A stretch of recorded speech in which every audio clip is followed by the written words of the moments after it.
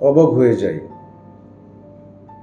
হতভম্ব হয়ে যায়, মাঝে মধ্যে অবাক দৃষ্টিতে তাকিয়ে থাকি কি হচ্ছে আর এক সময় কি ছিলাম আমরা। ছেলে সন্তান আগে মা বাপকে যে রেসপেক্ট করতো, শিক্ষকদের রেসপেক্ট করতো, আজকে এই জিনিসটা নাই বললেই চলে, এলাকা থেকে একদম নাই বললেই চলে। এত মানুষ বাড়ছে, কে যে কার সন্তান। আগে তো মনে করেন আজ থেকে প্রায় 30-35 বছর আগে দেখা যেত এখানে একটা ঘর, আবার ওই 500 ফুট বা 700 ফুট দূরে আরেকটা ঘর দেখা যেত, এক ঘরে থেকে আরেক ঘর, কার ছেলে সন্তান কই যাইতেছে, মাঠে কারা খেলতেছে দেখা যেত ওপেন, একদম যেটা আমরা এখন বলি না যে ওপেন অনলাইনে দেখা যায়, হ্যাঁ ভার্চুয়ালি, ওরকম দেখা যেত, টেনশন করতো না। এই 5 বাড়ির 5 ছেলে খেলতেছে এখানে, সবাই সবার চিনে। কিন্তু এখন কোন এলাকা থেকে কে আইসা কার এলাকা আড্ডা মারতেছে, কার মেয়ে কার ছেলের সাথে যে সম্পর্কে জড়িয়ে পড়তেছে, এটা মানে একটা ট্র্যাজেডি হয়ে যায় দাঁড়াইছে। মানে খুবই অবাক লাগে যে এই যে মা বাবা নামে দুইজন বৃক্ষ, বাবা নামের বট গাছ, সারাটা দিন এত পরিশ্রম করে টাকা পয়সা ইনকাম করে নিয়ে যায় তাদের রুটি রুচির জন্য, আর মা নামে যে একজন আছে ঘরে, সে তো ছেলেটা স্কুল থেকে এসে কী খাবে, মেয়েটা কী খাবে, ছোট বাচ্চাটা কী খাবে, সে সারাদিন ওই যে চুলা, গ্যাসের চুলা, ওইখানে এই গ্রীষ্মকাল এখন যে গরম চলতেছে, এখানে ভিজা ঘামে রান্না বাড়া সে করে যাচ্ছে নিঃস্বার্থভাবে, শুধু এদেরকে খাওয়ানোর জন্য, তাও যেন এরা ভালো থাকে। কিন্তু কি ছেলে সন্তানগুলা একটা পর্যায়ে গিয়া, একটা বয়সে গিয়া তারা ভুলেই যায় যে তাদের পিছে কত শ্রম, কত কষ্টর বিনিময়ে তারা আজকে এই পর্যায়ে গেছে।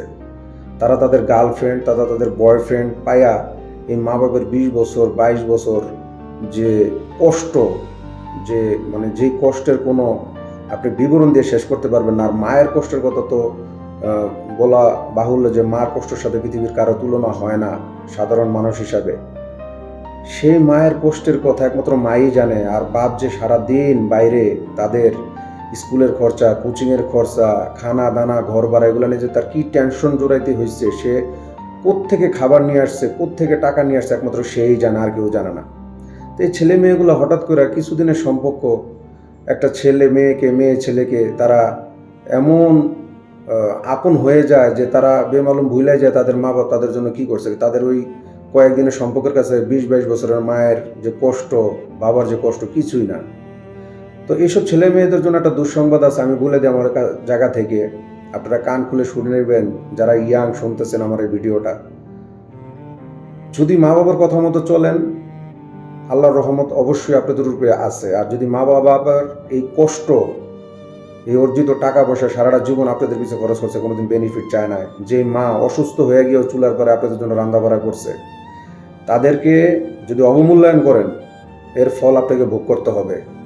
বিশেষ করে ছেলে সন্তানদেরকে বলছি, অতএব মা বাবার ইত্তেবা করেন, মা বাবা খুশি থাকে কিসে সেদিকে নজর রাখেন, মা বাবার সাথে বেয়াদবি করেন না, পার পাবেন না। কারণ আপনিও কিন্তু মা বাবা হবেন একদিন, তখন সেম যে জিনিসটা এখানে করছেন ওই জিনিসটা ওখানে রিটার্ন আসবে। তো আমি চাই সবাই ভালো থাকেন, ভালোভাবে পড়ালেখা করেন, মা বাবার কথা শোনেন। আর যদি এর উল্টাপাল্টা যারাই করছে, হাতে গোনা কয়েকজন হয়তোবা ভালো আছে, কেমন ভালো আছে তাও জানি না, বেশিরভাগই শুনছি মা বাবার অবাধ্য। ওদিন এক ভাই আমার ফোন দিয়া কইল যে ভাই, আমগো কথা না শুনে বিবাহ শাদী করছে। আজকে মানে তারাও রাগ করে খোঁজ খবর নেয় না, আর যার সাথে বিবাহ শাদী হয়েছে সেও তেরকম একটা কাম কাজ কিছু নাই এখন, মানে বেকার। তো আমি বলবো না যে মা বাবার অভিশাপ লাগছে, যাই হোক মা বাবা অবশ্যই চেষ্টা করে সর্বোচ্চ ভালো জায়গায় দেওয়ার জন্য। তারপরে যদি কোনো অ্যাক্সিডেন্ট হয় মা বাবার দায়িত্ব নেয়, এখন তো কেউ দায়িত্ব নেবে না।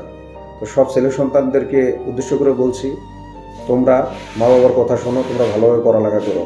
এই 20 বছর 22 বছর মা বাবার এত অক্লান্ত পরিশ্রম, তোমাদের পিছে শ্রম দেওয়া, এগুলা ওই 2-1 দিনের কেউ সঙ্গ পায়া ভুলা যায়ও না, এতে তোমাদের ক্ষতি হওয়ার সম্ভাবনা বেশি। ভালো থাকো সব ছেলে সন্তানরা, ভালো থাকুক সব মা বাবা গার্জিয়ান যারা আছে জীবিত, এবং আমাদের মা বাবা যারা পৃথিবী ছেড়ে চলে গেছে তাদের জন্য দোয়া, আল্লাহ যেন তাদেরকে জান্নাত নসিব করেন। আসসালামু আলাইকুম রহমতুল্লাহি ওয়া বারাকাতুহু। যারা আমার এই ভিডিওটি দেখছেন সবাইকে অনেক অনেক ধন্যবাদ।